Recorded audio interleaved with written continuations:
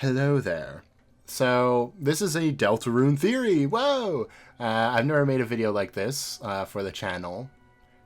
I've had plenty of theories rolling around in my brain. So the thing that really pushed me over the line to actually make this video was the Spampton sweepstakes, which I know were like a month ago, but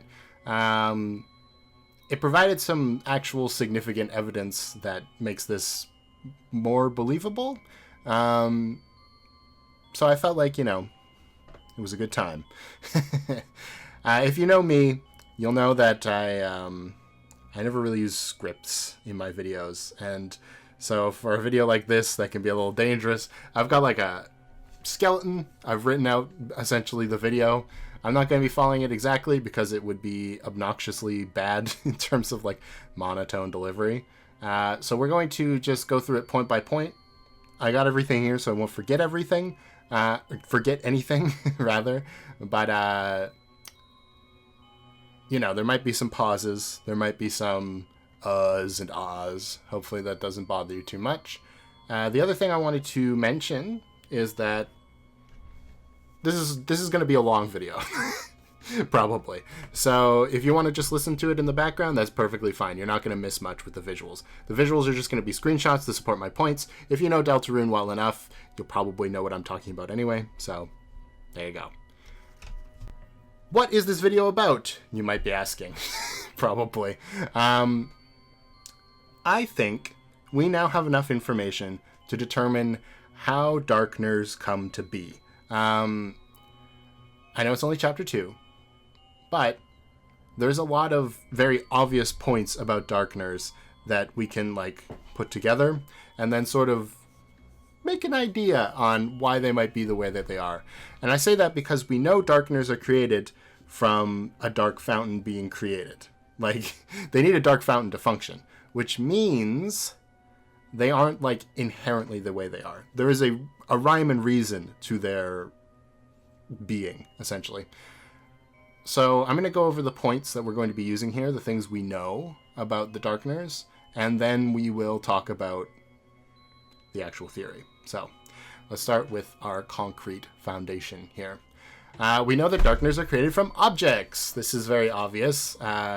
When we take Lancer and Rules into our pocket, they are two cards, the Rules card and the Jack of Spades. So we know that Darkners are born from objects. We also know that they are consistent. This wasn't a guarantee either until chapter 2, when we do take Lancer and Rules to the cyber world, and Lancer still acts exactly like Lancer, and Rules still acts exactly like Rules. We know that Darkners turn to stone in different dark fountains, and this is probably because they don't fit the theme of said dark fountain. And this is interesting, but we'll talk about that later. It's possible if the dark fountains were, have trouble with this whole theming thing, they could just make Rules and Lancer into something else that would fit the theme, right? Like maybe Solitaire or something like that based on computers.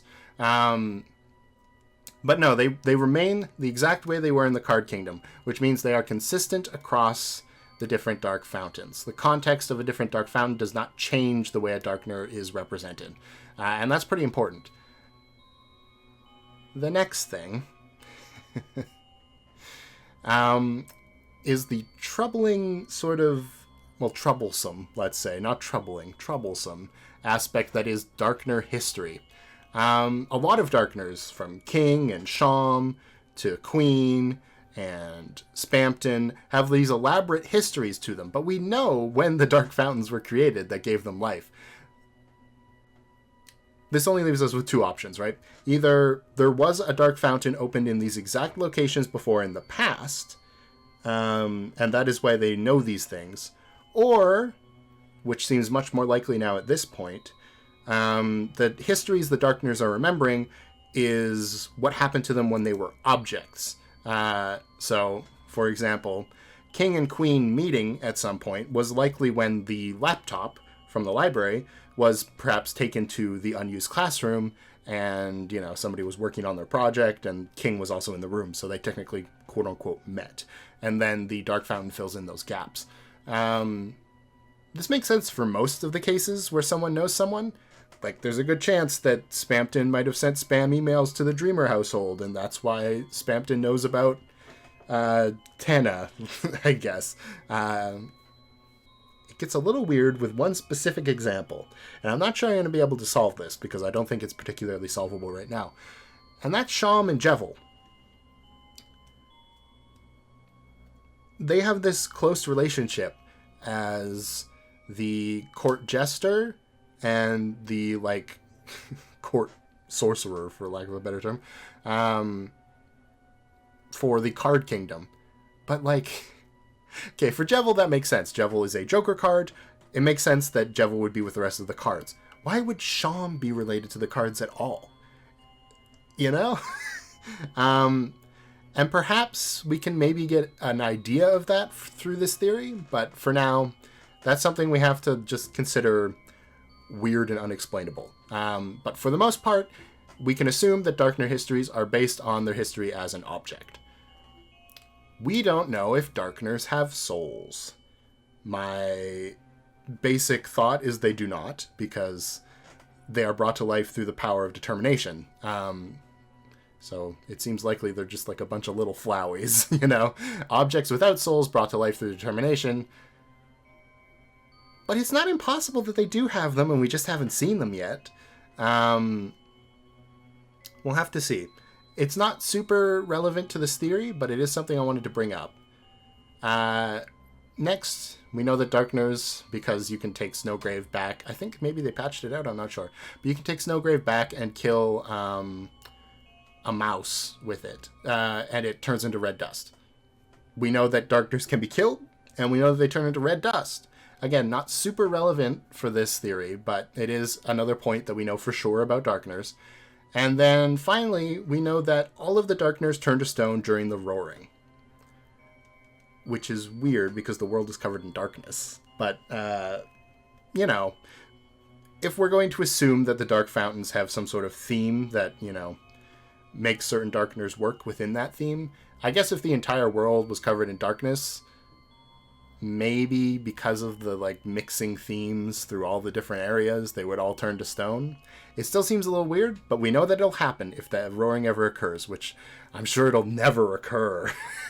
But that is the last point I have here for things we definitely know about Darkners. I've probably missed some stuff, but the good news is that stuff probably isn't relevant to this theory anyway.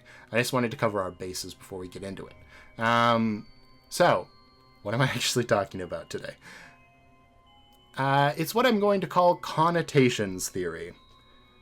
You've probably noticed that a lot of Darkners they get traits from their object, which makes sense. They're based on that object. For example, Lancer's got a spade on him in a couple places, or the mouse in the cyber world is a literal computer mouse. But you've also probably noticed that the Darkners seem to get traits associated with that item. You could call those their connotations. So, going back to the example of mouse, mouse is a computer mouse, but it's also a regular mouse, like the animal. It's got the little ears, the whiskers, it loves cheese. All those things are associated with mice, but they're not associated with computer mice specifically, right? This is what connotations essentially are. Denotations are essentially what an item literally is. So when I say a computer mouse, the denotations behind that would be that, it's this object you use to control the pointer on a computer. It looks like this. And those are clearly used when creating a Darkner. Again, we have all these physical characteristics that get carried over. But I'm going to argue, essentially, that the connotations are also very important to the formation of these Darkners. So when I say mouse, you might automatically think of, mice like cheese. Oh, mice the animal. Oh, mice run on wheels sometimes. And so you have things like Mouse the Darkner, like eating cheese, having whiskers, and Mouse Wheel, which is literally wheel of mice, which is a pun on both the mouse wheel, which is the thing on a mouse, and, you know, mice sometimes run in wheels. That's what this entire thing is based on. And while it might seem kind of obvious right now, like, duh, I knew that, it can actually tell us some pretty interesting things about the more complicated Darkners, and even some of the less complicated ones. So we need to cover one more thing, right? Whose connotations? It's a valid question. If connotations are important for determining what a Darkner is going to look like in the dark world, whose connotations are the ones that do it? For simplicity's sake, it would make the most sense for it to be the Lightners that are in the dark world. That makes the most sense, and there's some pretty good evidence that this is the case. This was kind of the sticking point of this theory that didn't quite have enough evidence to back it up, but now it does because of the Spampton sweepstakes. And thanks to Noel. We love Noel. So if you want to see a list of all the Darkners we have so far, except for, like, the dummy and other Darkners with, like, no dialogue, that's going to be in the description. For now, I'm going to talk about some Darkners that can essentially tell us things about the characters in the world, and the ones who are, you know, solid evidence. I have included, along with all the list of Darkners, the Darkners we've seen from Chapter 3, because this theory actually lets us speculate about what they might be like. So, for example, the weathers, or whatever, that's what people are calling them, I think, the two weather forecasters that we saw during the sweepstakes, we can assume that, based on the connotations of weather forecasters, that they might be fickle, like, you know, like the weather might change, or that they might be able to tell the future because they are predicting the weather, and that probably they're going to have an attack where they tell you that a certain attack is coming up, like, oh, it's going to be sunny, meaning some sort of sun-based attack, and then it actually is rainy, because that's what people think about weather forecasters. Oh, they're often wrong, you know? So yeah, if you want to look at the stuff I have for the Shadow Men, and then Tenna, or whoever he's going to be, they are going to be, you can check the description for that as well. They're probably not going to come up here because, again, we can only speculate about them. But I think there's some pretty solid evidence on what they might be made up of that I've put in there. So that's your incentive to actually look at my evidence, essentially. I want to keep this video a little bit short, so I'm not going to go over every single one, is what's happening. So let's start with the ones that have basically made this theory believable, which is the cyber world characters Plug Boy, Peepus, and the smiling plug in the basement. I don't know if it actually has a name. Probably not, right? So, we know that Noelle has this blog post from the sweepstakes where she talks about being scared to plug in her game console again after a weird glitch happens. And she says that it looked like the electrical socket, is what she calls it, was smiling at her. In the dark world, we have the Plug Boys, which are these little pink guys, which are noticeably electrical sockets with faces. And we have these weird smiling plugs in the basement. Now, these smiling plugs, they don't really make any sense unless you think about this specific memory that Noelle has. She associates plugging something in with this sort of, like, smiling evil face. So when the plug does that, that is the only reason I can think of that would be included in the Dark World at all, from, like, an in-game lore perspective. Clearly, it's meant to unsettle the player, right, if they take the time to actually see it. I don't think there's any other reason for that plug to smile, unless it is for that reason, at least in universe. Was Spampton doing it? That's, like, the only other thing it could be, and, like, probably not. So, yeah, that's the big one, the Plug Boys and the Smiling Plug. But Peepus is also something we have to talk about. That's how I'm pronouncing it. I don't know how you pronounce it. The Peepus. I'm a Peepus person. So, we learned in the sweepstakes that Peepus is the result of Spampton sending Noelle a bunch of garbage code that she then put through her Cat Petters 2 game, which spit out these little blue balls that floated around, and it's clearly Peepus. Like, from the description she gives, it's clearly Peepus, and that's why it's associated with Spamton and the Dark World and all of this stuff. That is something that only Noelle knows about, and I guess anybody who read her blog, but she says that, like, very few people do. In one of the comments, she's like, maybe more than one person could be on my VIP list. The only other person who could know about it is Birdley, who's, and I suppose maybe Chris. All three of these people are in the Dark World. So this does align with the idea that the Dark World is somehow shaped by the connotations of the people that are in the Dark World.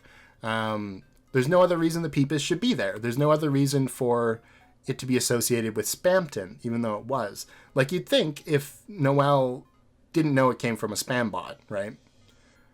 And it was just Birdley who saw Noelle post about it, that it would be associated more with the tasks than it would be with Spamton. So that's my evidence, essentially, that a person's personal connotations towards something can have a profound effect in the Dark World. And given this is true, we can assume a lot of things about the Dark World.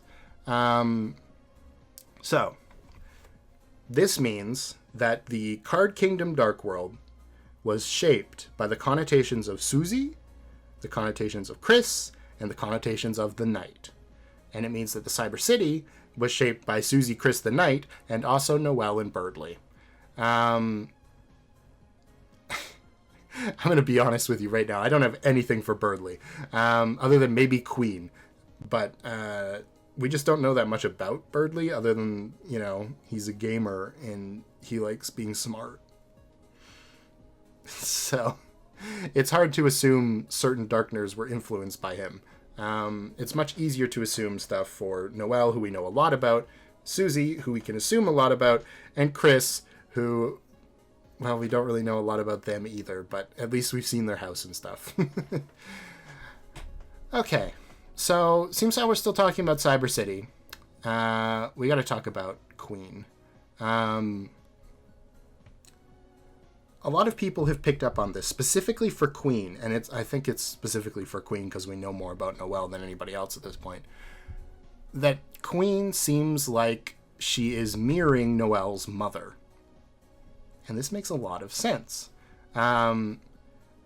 Queen is either the laptop itself or the laptop's operating system. She can only be like one of those things. She has to be a computer, you know? And it would make a lot of sense for Noelle to think of an operating system and say, like, oh, it's controlling, just like my mom. You know what I mean? And that's literally all she has to think for now Queen to sort of act like her mother. Because that's the connotations that she's given the laptop. It's a little bit harder to assume it for the others, but Toriel is also kind of controlling. So perhaps there's a video here. Let me find the channel name. I know I wrote it down here. Oh wait, I think I put it in a different section. Hold on. I don't know where it is. You know what? I'll just put it on screen instead because I've totally lost it in my notes here. So there's a video. Oh, there it is. Found it. By Kooky Autumns. Nice. Called The Universal Mother Theory. And essentially it goes over how Queen seems to potentially be related to each of the Lightner's mothers, or potentially each of the Lightner's mothers. And if that is the case, that is actually pretty solid evidence for this theory. I don't agree with like every point in there. Like, it's been a while since I watched the video, but I don't know if we can really assume much about Birdley or Susie's mother. But definitely in the case of Noelle and Chris, it does seem like Queen is sort of acting like their parent, for better and for worse. So that is one character that, you know, is pretty solid evidence that it was influenced by connotations. We can't learn a lot from that, but that's what we're getting to here. So if you did pause the video and look at my list of Darkners, you'll notice that a bunch of them have this thing like watch the video by it. That's because they're part of this section where I believe they are influenced by specific Lightner's connotations. So let's get through the little guys first, the ones that don't really matter, but they are important to talk about for later. Those being Top Chef, C Round, the Worm, the Coat Rack, the Little Ball, and Fompt. If you don't know who these characters are, I don't blame you. They're fairly minor. You probably know Top Chef and C Round. I don't know if you know Fompt. But hey. These, is it 5 or 6? I count them as 5 because the Coat Rack and Little Ball are both based on Jax. It is 6. These 6 Darkners don't really line up with the regular connotations you'd think of for them. For example, Top Chef is based on a spinning top. Spinning tops have nothing to do with chefs. They have nothing to do with cake. They have nothing to do with an Italian accent. So, you know. C Round is a checker that is violent and dances and drinks milk. None of that really makes sense. And then you have the other 3, which are just basically nothing in terms of connotations. The Worm is just a worm. Fompt is a floppy disk who is just insisting that they don't save. And the Coat Rack and Little Ball are a game of jacks, but they don't do anything by being a game of jacks. These 3 in specific, these bottom 3, the Worm, Fompt, and the Coat Rack and Little Ball, I guess it's 4. These 4 can give us actually a pretty interesting idea, because if the Darkners are based on the specific connotations of the Lightners that are in the Dark World right now, then that means that Chris, Susie, and the Knight, in the case of the Worm and the Jax, don't know what Jax do. Like, they don't know how to play Jax. They don't know what the Worm is. Now, what is the Worm? Tell me what the Worm is. In the files, the Worm is named Coody. Coody. And now that might remind you of cooties. And you're like, oh, because it's like a bug, like a sickness. No. Although that is funny. Cootie is an old game where you'd assemble pieces of a little toy beetle by rolling a dice, and you try to be the first to assemble your beetle. In more recent iterations, it's closer to a worm. So, this old game called Cootie is, along with the Jax and Fompt, who is a floppy disk, in being things that kids probably wouldn't know how to use. I mean, I didn't know how to play Jax. I didn't know what Cootie was, and I've never touched a floppy disk in my life. And I'm not even a kid. So I think it's fairly likely to assume that, at least in the case of Chris and Susie, the reason why these 4 characters don't have any connotations, or even really denotations, related to what they actually are, is because they don't know what they are. They don't know what Cootie is, so the Worm is just exactly what it looks like, a worm.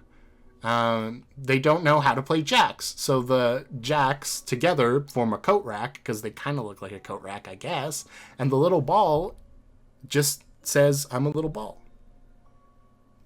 That's it. And then Fompt, we don't still use floppy disks for anything in our lives, but a floppy disk is still the save icon on a lot of programs. So it makes perfect sense that the connotations that Susie, Chris, Noelle, and Birdley might have towards a floppy disk is as a save icon. But Fompt can't save your game. It doesn't have that ability. So it won't help you save. That's it.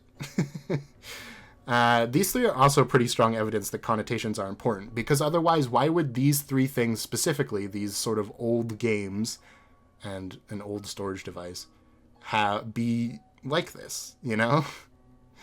So that leaves us with C Round and Top Chef. C Round is a checker. Now, if you were to compare checkers and chess, you might think, oh, well, checkers is like chess for babies. I can imagine Susie saying that for sure. What do babies like? Babies have violent tantrums. Babies can't understand words, probably. Babies drink milk. I haven't brought this up yet. But there's a character called Pawn Man, which is based on the pawn in chess. And through the check dialogue, it seems that Pawn Man is literally a single-celled organism, which makes sense because pawns are the simplest chess piece, so the Pawn Man is based on the simplest organism, a single-celled organism. Pawn Man can still understand our warning against Susie when we say, watch out for Susie's attacks. Pawn Man can understand that. C-Round cannot. That doesn't make much sense unless you think of the connotations behind a baby. One of the very specific things you'd think about when you're thinking of a baby would be, oh, babies can't talk yet. Babies can't really understand words yet.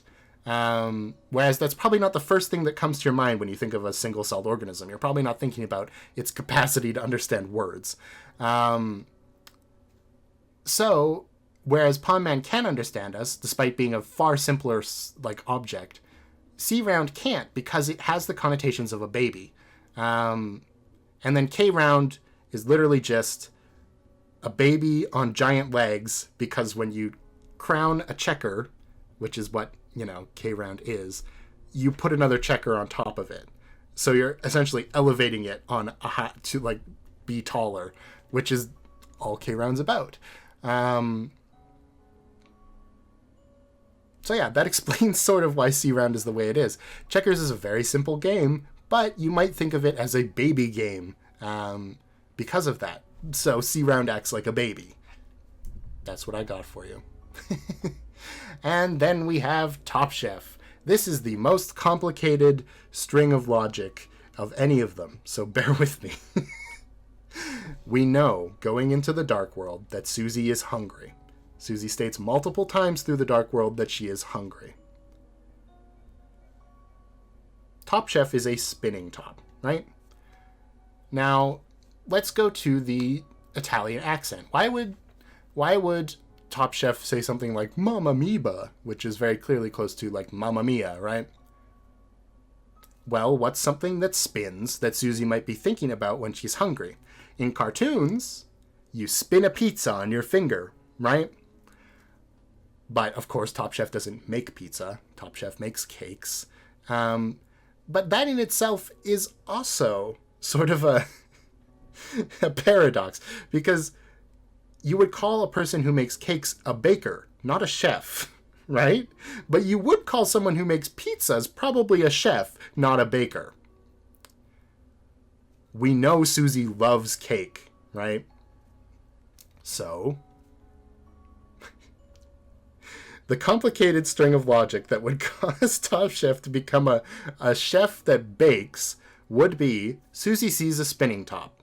The spinning top reminds her of people spinning pizzas because she's hungry. But Susie would prefer cake to pie because pizza pie. And so Top Chef makes cakes. That's it. That's the logic. That's why Top Chef is the way they are. And it actually lines up with the fact that Top Chef isn't allowed to bake in the bakery. Now I have to remember, I'm pretty sure it's a bakery. Yeah, Top Chef isn't allowed to bake in the bakery because Top Chef is a chef, not a baker. Despite the fact that Top Chef is making cakes. Top Chef isn't a baker, so they are not qualified to work in the bakery. That is far too complex, I understand. If you need to watch that part of the video again, I don't blame you. But that is the reasoning for why Top Chef is the way they are. Under Connotation Theory. Because Susie was hungry and she likes cakes more than pies. So, that covers the little guys. Thank goodness. But we can actually talk about one more thing before we move on. Susie being hungry as a factor as to why her connotations might be different in the first Dark World to the second, it might explain why we have a lot of food-based, a lot of items become food, like the erasers that become the dark candies, for example. it's kind of hard to pin down a lot of the food items. Like, what's the dark burger based on in real life? I don't know. Is it supposed to be like eraser shavings, maybe? I don't remember. Anyway, her being hungry might make sense as to why certain items become food instead of people. And it's supported by the fact that the chalk becomes light candy in the cyber dark world, which can only happen if you tell Noelle that Susie likes to eat chalk. So the connotations towards the chalk become that they are food, when otherwise maybe the chalk would have become a Darkner, right? That's just a little extra for you. Let's move on to some interesting stuff. Lancer and the Spade King. Now, alright. I've talked on end about Darkners being based on their denotations first, and then their connotations in terms of certain other stuff, right? So we know that King and Lancer are based on cards. The King of Spades and the Jack of Spades. What connotations do those cards have? That's the question. Because do we even really know? Like, if I were to tell you the King of Spades, what does that bring to mind? You probably wouldn't immediately think of, like, someone like King, right? So we have to dig a little deeper here. The other suits, so the hearts and the diamonds and the clubs card, they do bring immediate connotations to mind, right? Like in the case of Hathy. Hathy is a hearts card, so they manifest as a healer who is kind of kind and likes flirting. Even Head Hathy, despite being like colder, still enjoys flirting. Rudin, being a diamond card, is greedy. I'm going to be honest, Clover doesn't really resemble what you think of with clubs. Like, Clover doesn't look like a club. There is that joke about clubs music. That kind of aligns with perhaps the connotations behind a club. But other than a shovel, what does spades bring to mind? When I say spade, what would you think of? Probably just a shovel. Lancer does like to dig holes, funnily enough. So, you know, that makes sense. But other than that, there's not a lot we can get from specifically the suit of cards it is, unlike the other Darkners that way. We could go a step further and look at cartomancy or tarot meanings for cards. And it kind of works for King because, and I'm like quoting from a website, so don't take it as, you know, perfectly correct, but the King of Spades symbolizes a man of bad faith, a predator who will use you for his own ends. That sort of fits the Spade King. But the connotations for the Jack under this sort of format doesn't fit Lancer at all. A young man of dark complexion. Okay, so I can kind of see that. Cunning and devious. Absolutely not. Lancer's schemes are always like... I wouldn't call them cunning or devious. Let's just put it that way. He is intelligent, thinks very well of himself, and will use any opportunity to take advantage of you. Unless we're going to have a huge twist on Lancer's character, I think we can safely assume that tarot and cartomancy definitions for these two are not what we're looking at for the reasons they are the way they are. So then what? Right? What could it be? So for Lancer, we can actually kind of get to the point of it by looking at what a jack is. What is a jack? Well, they essentially replaced the original way the cards were presented, which was as the king, the queen, and the knave. Editing guilty. Whoosh, slides into frame. So actually, I was wrong. The original way cards were presented was not the king, the queen, and the knave. It was actually the king, the knight, and the knave. Which, you know, given this is Deltarune and the knight is the main villain, that might have some important connotations here. Notably, the three people in power in the castle are King, Lancer, and Rules Card. Who, if you've watched videos from Jaro before, there's a shocking amount of evidence could be the knight. And given that this sort of card thing has lined up here and there are no queens, however we know there is a knight, it could be based on this very old style of cards. Also, seems how I didn't mention this, and you'll probably be asking questions about it if I don't later. So the kids don't know how to play jacks, so the jacks don't become anything. But they for some reason know what a knave is, and what the knave, like, cards used to be knave and knight. That is a contradiction. Like, I'm not going to argue that. It clearly is. So it could be that the knight is someone who has a very detailed knowledge of cards for some reason. Like, it's something to do with their personality.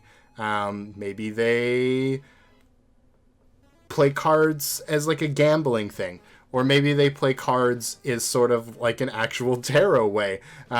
We know that Caddy is kind of into dark magic, so perhaps that overlaps with sort of tarot and predictions, or maybe she hates it. Who knows? We know nothing. But it could mean that the knight is someone who knows about cards. And I guess if the knight was Rule's card, given that Rules is a card, that would make a lot of sense, right? Also, this would mean the deck of cards in the unused classroom is a very, very old deck of cards, which actually makes sense, given it was probably Gerson's classroom, and Gerson is a historian, and who's lived like 100 years at least, and at least in Undertale, I'm assuming, so you never know. It could be that set of cards literally doesn't have a queen in it. It has a king, a knave, and a knight. A knave is sort of a medieval era character who is defined as a boy or young man in the context of a royal household, a male servant without a specific role or skill. And a lot of Lancer's traits are just saying, like, I'm a young boy. Yeah, I like to climb trees and dig holes and ride my bike. Those are all things you would, think about when you think of a young boy, probably. So that makes sense. So maybe it is just based on King being a king of a dark suit. Like a king wearing dark armor. Oh, that might make you think of evil. The problem is, King isn't like downright evil either. King is doing what he's doing for the sake of his people, at least in his own mind. Despite looking like he wants to hurt Lancer, he reveals in Chapter 2 that dropping him off the building would have just made him bounce. He seems generally concerned that the Lightners are going to cause harm to the Darkners. And despite being kind of mean-spirited and firing people, King is never, like, really cruel to anyone. It's not like he went and executed the other kings or anything. So, then, what? Well, just like Queen, I think we have to look towards our Lightner friends to figure out what the hell's going on with King. The only people who could influence King are Susie, Chris, and the Knight. There's a chance this is something to do with the Knight, and maybe we just don't know about it yet. But we can think about Susie and Chris and their connections with the way King is acting. If Queen was based on Noelle's mother, then I think it's a pretty safe assumption that King might be based on somebody's father. And there is a lot of parallels between King and Asgore. Asgore and Undertale. This is the thing. We don't really know much about Asgore and Deltarune yet. We don't know how Asgore really is acting. Because in Undertale, Asgore is in a very stressful position of trying to save his people. And that does sort of line up with King. But would this be something that Chris would think about when it came to, father figures or kingly figures? I don't know. It seems like in Deltarune, Asgore is a pretty cheery dude. He probably did have a depression arc when he was chief of police still. We can assume that. But I don't know if it would be something as dire as the way King acts. Which basically just leaves us with Susie. And there's a lot of speculation about Susie's parental situation.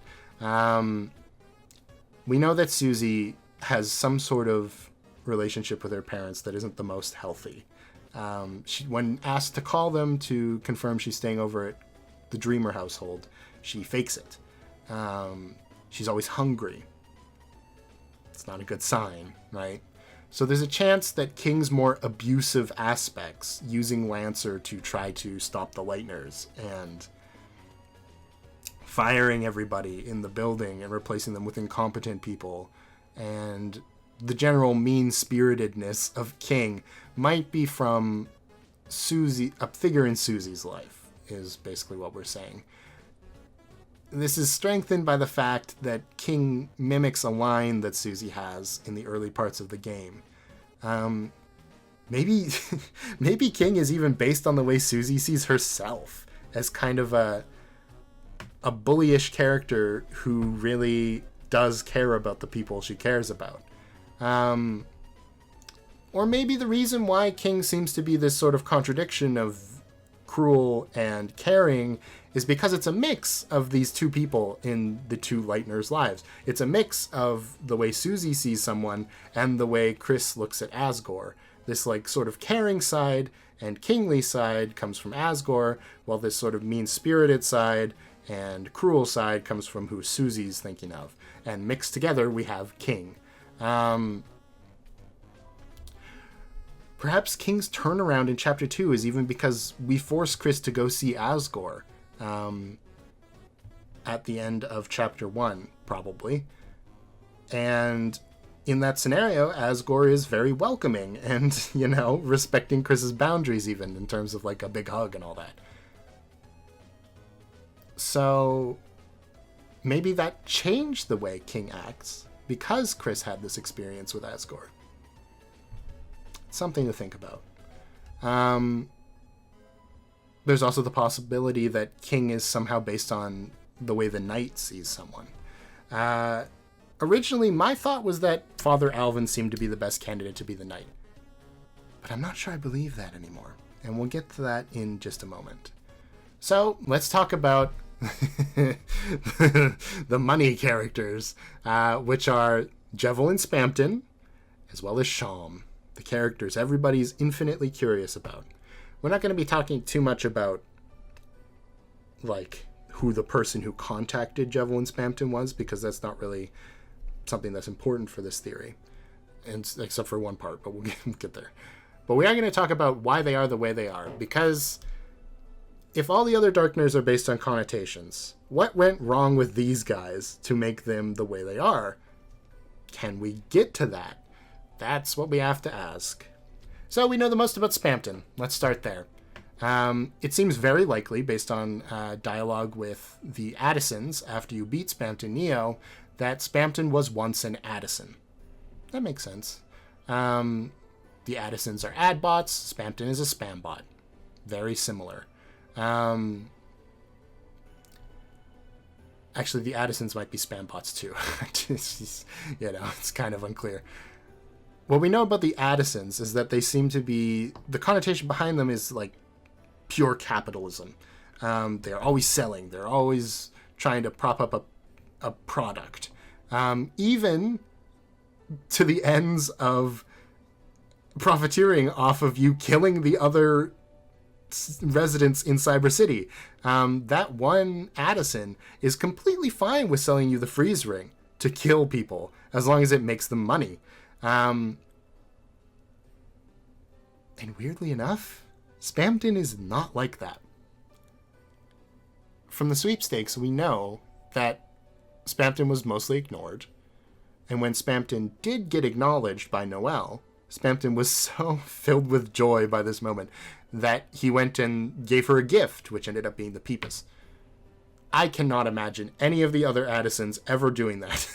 Like going out of their way to reimburse a customer just for buying their product. So perhaps when the Addisons say he was just a little unlucky, they're not entirely correct. And the reason Spampton failed at business before getting in contact with whoever Spampton got in contact with is because they were just too nice. They wouldn't foist... Spampton wouldn't foist his products on people if he knew they were bad. And he wouldn't take advantage of people, which we can see that in the way he acts. With the soul, even when he's trying to steal Chris's soul, He's always like, this will be good for us. Like, he genuinely believes that this is helpful for Chris as well. It would free them from their control. And when he's selling you things, he genuinely doesn't know that they're, like, broken or bad. It doesn't seem like he's scamming you so much as he's just so far gone that he doesn't even realize he's selling you poison by accident. And then in the weird route, sure, Spampton gets everything he's ever wanted. He gets to take over Queen's Mansion, all of this stuff. Spampton is also willing to give you the Thorn Ring to kill people. And it's kind of weird. It's kind of a weird dichotomy. Spampton's success comes when he does give in to the more, what would you say, brutal tendencies of capitalism. And his failure comes when he does not. And I think that's interesting. Anyway, let's talk about Jevel. Jevel's a jester. Jevel's a Joker card. That much we know. Jevel being a Joker card does explain him being a jester. That makes sense. That's it, though. Like, Jevel's association with chaos, Jevel's association with, like, a devil. None of this is explained by the Joker card. Maybe you could say, like, well, if you played a Joker in a card, you played the Joker card in a card game, it would be chaotic. Sure, but, like, you could say that about the rules card as well. And in fact, Jevel should be more like rules than a super boss, because the Joker card doesn't do anything. It's powerless. When Jevel says, I can do anything, that is the exact opposite as to what the Joker card's power should be if it was turned into a Darkner. So that's very interesting to think about. Sort of in the same way, you probably wouldn't think of a spam bot being a, super powerful puppet. The devil part of Jevel is not referenced by the Joker card. In the same way, the puppet part of Spampton is not referenced by him being a spam bot. The other Addisons aren't puppets. Where is this coming from? Interestingly enough, the items we get from the super bosses when we defeat them, which is the Dealmaker glasses, the puppet scarf, which is made of the puppet strings, the Jevel's knife and the Jevel's tail. These are all based on things that aren't from the Darkner's original connotations. We know that the Dealmaker glasses were probably Spampton trying to imitate Swatch in order to get into the mansion. He talks about dressing up like Swatch to try to, sneak in there to get the Neo body. The puppet strings are something Spampton genuinely hates. They, like, even if they are a part of him, they aren't a part of his Darkner being, They're a result of something else. And those are left behind when he turns into a Shadow Crystal as well. The Jevel's knife and the Jevel's tail are both sort of more devilish than they are jester-ish, which are also left behind when Jevel turns into an item. So maybe we can assume that the extra power these Darkners have is a result of them being given connotations they shouldn't. It's an interesting thought, right? Because what if someone looked at Jevel and was like, oh, the Joker card, that reminds me of clowns. Clowns are evil. And then perhaps that could link to, a devil. Someone looks at a spam bot and think, oh, a program that is bound to its code, sort of like a puppet. And so Spampton becomes a puppet. It's an interesting thought, and the person who would have to do it would probably be the knight, right? Or whoever contacted them before is giving them these extra connotations, that is granting them extra power. Top Chef is the final boss, is what I'm saying, essentially. And then there's Sham. Sham is so confusing. So, of all the Darkners we have so far, they're pretty much all general purpose objects. Like, their laptops are mass produced. They're all the same. And it's the same with playing cards. It's the same with chess pieces. It's the same with checkers. It's the same with computer mice. Sham is different because Sham is a stuffed toy. And whereas the chessboard or the stuff in the public library, these were made to be played by many people. Sham was made to be one person's item. And Sham is one of the only Darkners who's really been made specifically to be someone's thing, you know? I can't think of many other Darkners that we have that would have been made specifically for a person to essentially impose connotations on.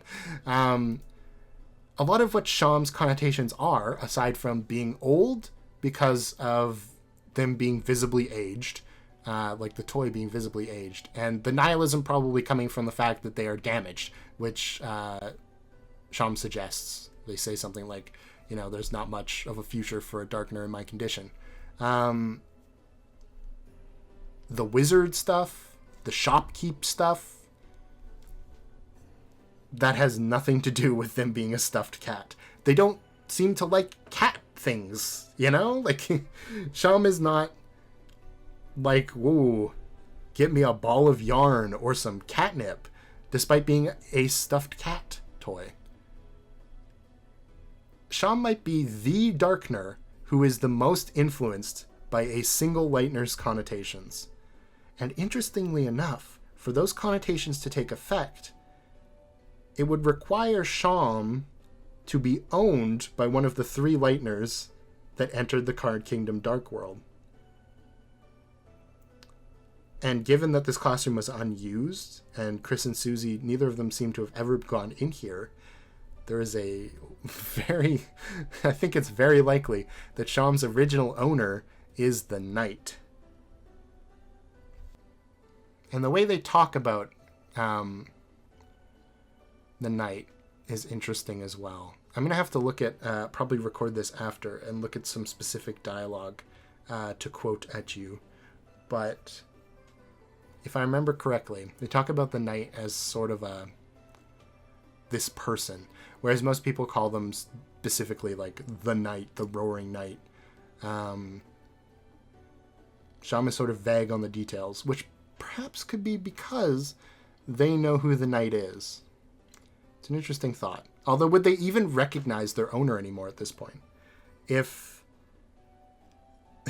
the drawing... Well, okay, this doesn't really mean anything. I was going to say, if the drawing of Gerson by Alvin was done by a child, and Alvin is now clearly an adult, then maybe this classroom's been closed for 20 years. But that it could just be that whoever, probably Gerson, who used this classroom, just kept that picture around. So we don't really know how long it's been. Gerson died like 2 years ago, 3 years ago. So this stuffed toy has been in this room for at least that long. And perhaps it originally did belong to Alvin or someone who used to use that classroom. It's just, when I think of classroom toys, a stuffed animal is not the first thing that comes to mind. Like, if it was like a big bear or something in the corner, I can maybe understand it. But no, it's a beat-up old toy. I don't think you'd keep that around a classroom, right? I don't know. That's just my thoughts on Sham, because we don't know much about him. And given that Sham is so different from the other Darkner items, I think it is important to talk about. Anyway, I think it's been almost an hour, so we better get through these last couple ones. Speaking of the Gerson drawing, actually that was a nice segue, we have the Neo body and the Gerson drawing. These two are also very good evidence that Connotations Theory is at least somewhat true. Because if it wasn't, why wouldn't the Neo body be a Darkner? Why would it just be this item that a Darkner can use? Unless the specific connotations of Mettaton, who drew it as a body for them to go into, were being applied. Or in the other case, Mettaton would have been the only one who knew about the Neo body being there. No one else, like Chris, Susie, Birdley, Noel, and the Knight, probably none of them, unless the knight's Metaton, would have known about that file on the computer. So that file is instead just basically exactly a representation of what it is. It is straight up represented as just a robot body that something's supposed to go into. It raises the question, if we can examine the Gerson drawing in the light world, why was it not turned into a Darkner? You know? The Neo body and the Gerson drawing are in a very similar situation. They are both art pieces created by a Lightner of something from their imagination. Well, in one case it's something from imagination, in the other case it's sort of a artistic, we'll say, version of another Lightner. It's a person drawn by a child, right? So it's not exactly true to life. However, they manifest differently. The Gerson drawing does not manifest at all, whereas the Metaton Neo body, we'll just say the Neo body, probably drawn by Metaton, maybe it was drawn by Alphys, either way, the Neo body does show up in the Dark World and functions sort of the way it's meant to function, at least as far as we can assume. This could be some pretty stellar evidence as to who the Knight is. If the Knight is Metaton, then perhaps this makes a lot of sense. They would not have any context for this Gerson drawing. If the lights were off or whatever when they were creating the Dark World, they might not have even seen it. So it doesn't show up in the Dark World at all. Whereas Metaton would have a lot of context for what the Neo body was. And so it does appear in the Dark World, but not as a living Darkner, instead as this body to be inhabited. Because you'd think if it was based on just general connotations, and not the connotations of the person who was in the room at the time, then the Neo body would just come to life as a Darkner, right? It wouldn't be this thing for someone to go into, because, like, what? That wouldn't make any sense. Everything else gets brought to life except this one thing. And sure, the carpet becomes a forest and it doesn't become a person. But it's still represented in the way you might think about a carpet, as like a little thing of grass almost, you know? Like it's got sort of a texture like a plant. What does this mean? We're at the point of stuff I'm bringing up where I don't really know. On one hand, maybe because the file was in the computer and it was named Neo Body or whatever, even though there were no connotations from the Knight, Chris, Susie, Noelle, or Birdley, it still manifested as exactly what it was, because there were no additional connotations to bring it to life. In that case, that would mean that the person who is the Knight did not know about the drawing at all. Like, none of them knew about the drawing, so it couldn't appear whatsoever. There was nothing attached to it at all. That seems less likely than the idea that the person who is the Knight knew about the drawing of Gerson in the room and had a lot of connotations about it. Or perhaps their connotations about it were just denotations, because when they saw that drawing, all they thought about was, hey, that's that guy. Not, oh, that's a guy who's a turtle, and turtles have hard shells, and that kind of thing. They just thought exactly like, oh, that's Gerson. And so the Dark World's like, well, we can't make Gerson. Like, we can't recreate a Lightner. And so it just doesn't appear? I don't know. I want you to help me. If you've made it to this point in the video and you want to comment about why the hell the Neo body is just a body and not a living Darkner, and why the Gerson drawing doesn't become a Darkner, I'd be very interested to see what you might think. Although, to be fair, if this is the Knight we're talking about, I would argue the Knight has to be someone who is young. which is kind of the opposite of what most people are thinking at this point. A lot of people pointing to Father Alvin. A lot of people, like a lot of the candidates are more older people, right? But they don't know about jacks, they don't know about Cootie, and they don't know about floppy disks, which kind of limits the age of what this person could be. So yeah, bottom line, you got some more evidence for your night theorizing. Okay, now it's time for crazy talk. Are you excited for crazy talk? If that wasn't crazy talk enough, here's some crazy talk. The Starwalker bird.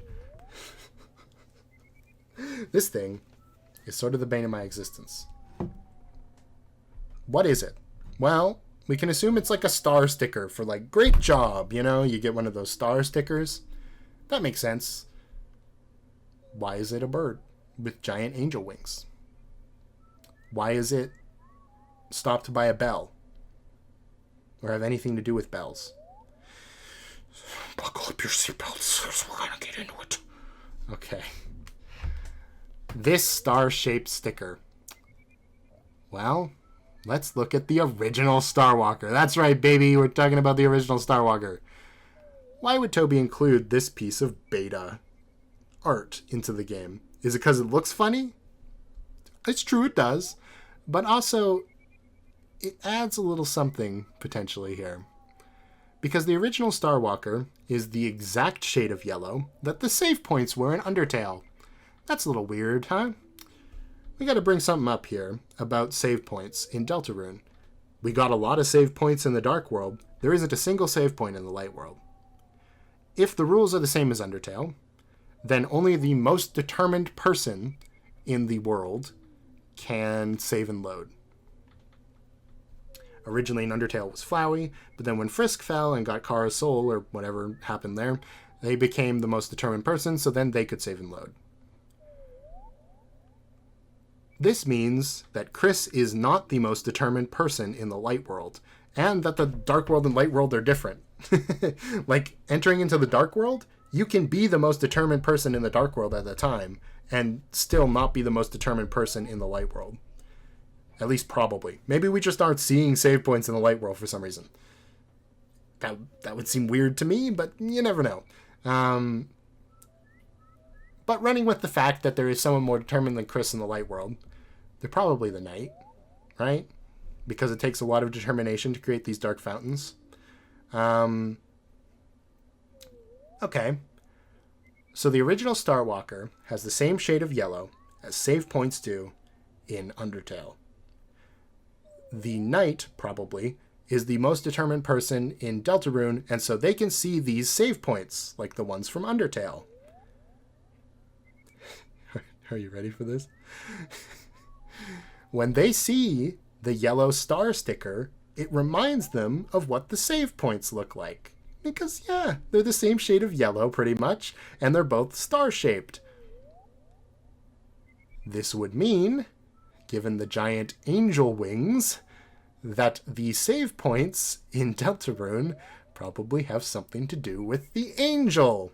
So when they see this star sticker that looks like a save point, they think, oh, like those things associated with the angel. And so, Starwalker Bird has giant angelic wings. And this also aligns with the fact it is stopped by the ringing of a bell, like a church bell. Yes, that is how crazy we're going for this. There is some loops of logic you have to jump through to get to this point. But why else would the star have angel wings and be stopped by a bell? It makes too much sense to me. Maybe I've been, my brain is fried by doing this like hour-long take, but still. It even explains why the original Starwalker is being so emphasized, despite there probably being beta designs for all the characters. Because without having the original Starwalker, you cannot make the perfect connection between the exact color of yellow being the same between the save points from Undertale and the original Starwalker, which connects it to the Starwalker birds. And then it's the angel and everything.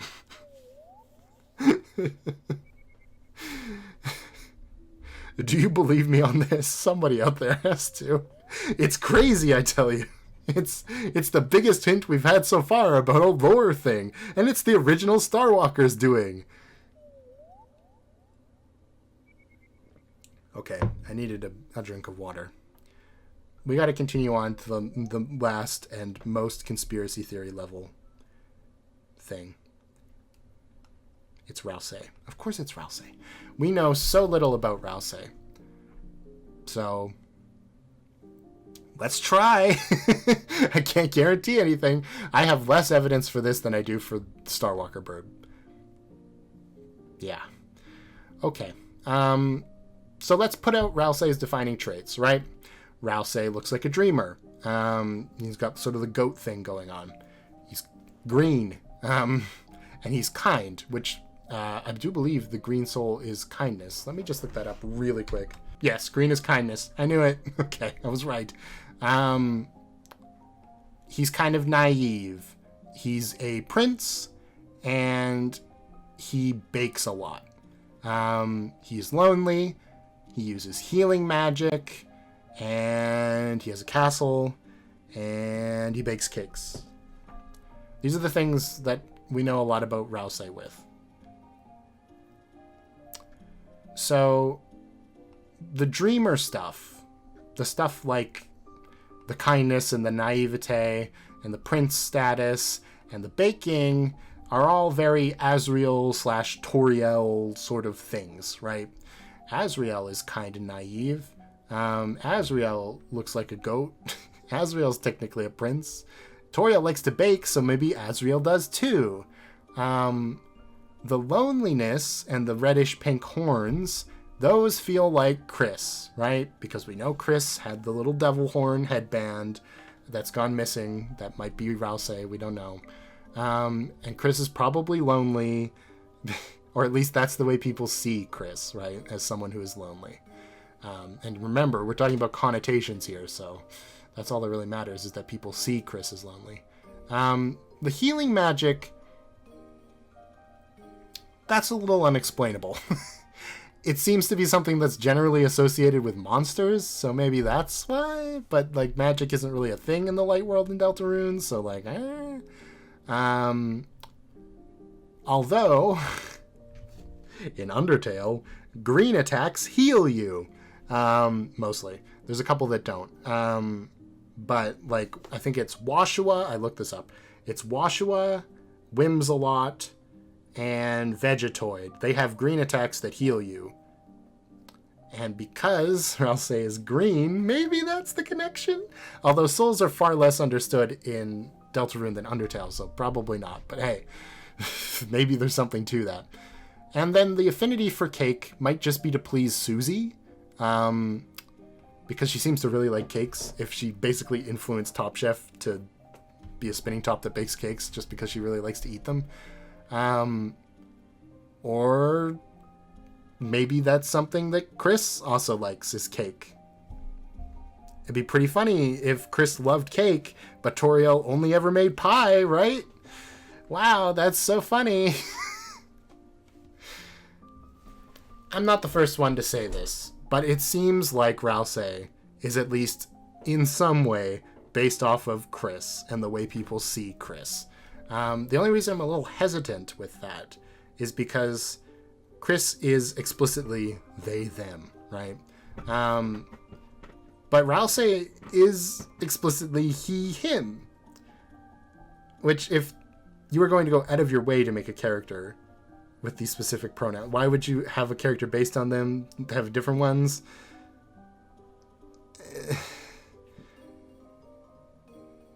I don't know. Maybe it's because Rousey shares a lot of things with Azriel, so that's the reason? It's hard to say.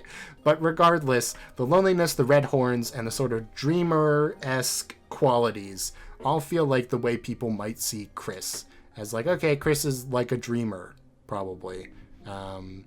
And Chris is lonely and weird because they're a human and they don't have any friends. And they used to wear these red horns around, so Rousey manifests with these pinkish, reddish horns. That makes sense, I guess? The healing magic could bring around a few questions for us to pose, like perhaps if it's based on Susie's connotations of Chris specifically, which kind of makes sense because she does seem to associate Chris with Toriel and Azriel a lot. A lot of people do, but she does as well. then maybe this healing magic is a result of Susie feeling bad for bullying Chris. Like, they seem to turn around their relationship pretty fast. And, like, literally in the dark world, Susie is like, well, see you at school tomorrow, Chris. She's not like, you can, like, die here or whatever. So it seems like maybe after the fight Noelle details in the sweepstakes, that maybe Susie had some respect for Chris, or, like, gained some, and wanted to maybe make amends. And maybe that's why Ralsei has healing magic. Or maybe Chris feels like they want to fix something. We know they're, like, not exactly in control of their actions right now. So maybe they want to fix themselves, and that's why Ralsei has healing magic. Seems likely enough, right? I really can't say what Ralsei is at this point. I think it's just impossible to find out. There's a good chance it could be the headband that Chris is missing. It could be the green crayon that's missing from the Dreamer household. He does kind of look like a green crayon, kind of. At least when he had his hat on. It could be something crazy like Chris's body, when the soul is not in it, becomes Ralsei. If Darkners are made when a soulless object gets splashed with determination, I mean, if the soul is somehow different from Chris's original soul, then maybe they're, like, split into two beings in the dark world, and, like, the red soul is, like, our connotations towards Chris, so they become, like, a knight in shining armor with a sword, and they're sort of, like, stoic and heroic, whereas the actual Chris is kind of like a prankster who's, you know, not exactly like that, I'd say. Maybe? That's my craziest theory. And then the connotations towards Chris, which is like the loneliness and the dreamer-esque tendencies, those become Ralsei, and it's based off of Chris's soulless body. The cat is scratching at the door. Good thing the video is almost over. I said a lot of things, and I can already feel my voice starting to die, so we're going to call it there. Did I miss stuff with this theory? Probably. I mean, I'm only one person, and I didn't play through the game all the way again just for this theory. I watched somebody do it, though. That's maybe good enough. If I did miss anything, you can tell me in the comments. I read all the comments. That's like the biggest feature of my channel. The biggest effort I put in. And if you have specific thoughts about the connotation theory and how it could perhaps lead us to discover more information about the characters, also leave that down below, because that'll be very interesting to hear. So yeah, that's the end of the video. I hope you enjoyed. I'm giving you a thumbs up and you can't see it. Hey, how about you give me a thumbs up with like a like and a subscribe? Thanks. I might do another Deltarune theory if this one goes over well, because this is fun for me.